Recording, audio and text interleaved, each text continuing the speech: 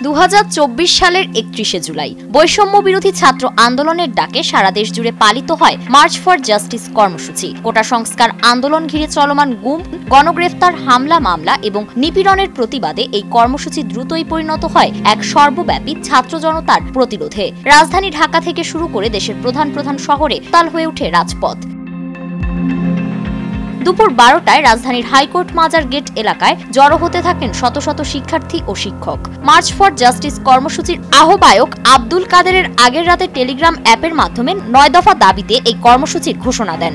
দাবিগুলোর মধ্যে ছিল কেন্দ্রীয় আন্দোলন সমন্বয়কদের মুক্তি, গ্রেফতারকৃত শিক্ষার্থীদের নিঃশর্ত মুক্তি ও শিক্ষার্থী হত্যার বিচার।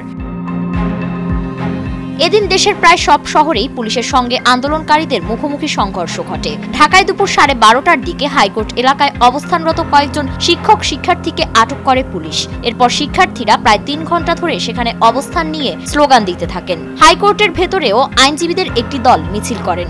এক পর্যায়ে বেলা 1টার দিকে আন্দোলনকারীদের আরেকটি অংশ হাইকোর্টের দিকে এগুতে চাইলে তারা পুলিশের বাধার মুখে পড়েন এবং দোয়েল চত্বরে অবস্থান নেন। কিছু সময় পর সেখান থেকে তারা কেন্দ্রীয় শহীদ মিনারে গিয়ে সংক্ষিপ্ত সমাবেশ করে বেলা 3টার দিকে সেখান থেকে চলে যান।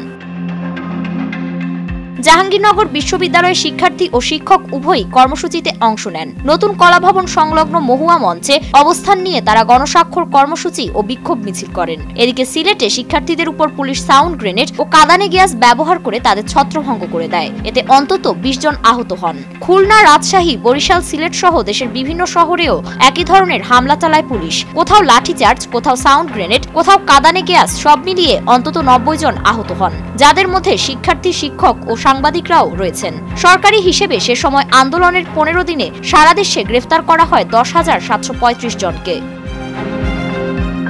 এদিন বাংলাদেশের শিক্ষার্থীদের উপর অতিরিক্ত বল প্রয়োগ ও গুমের ঘটনায় গভীর উদ্বেগ প্রকাশ করে জাতিসংঘ মানবাধিকার কমিশন। দেশজুড়ে সহিংসতা বাড়তে থাকায় অনেক মন্ত্রী, এমপি, প্রভাবশালী ও ধনী ব্যক্তি দেশ ছেড়ে বিদেশে পাড়ি জমান। যুক্তরাষ্ট্র, Canada, Australia, Thailand, Bharat, Singapore ও দুবাই ছিল তাদের গন্তব্য। 31শে জুলাই বিকেলে ভারতের হাইকমিশনার প্রণয় ভার্মা গণভবনে প্রধানমন্ত্রী শেখ হাসিনার সঙ্গে সাক্ষাৎ করেন। প্রধানমন্ত্রী দাবি করেন, আন্দোলনকারীরা শ্রীলঙ্কার মতো সহিংসতা সৃষ্টি করে সরকার উৎখাতের ষড়যন্ত্র করছে। সেদিনই প্রধানমন্ত্রী কুর্মিটোলা জেনারেল হাসপাতালে গিয়ে আহতদের দেখতে যান।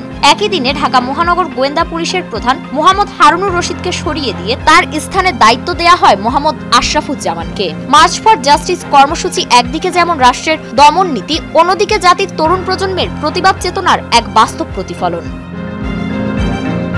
ফারিন রহমান প্রীতি, নয়াদিগন্ত।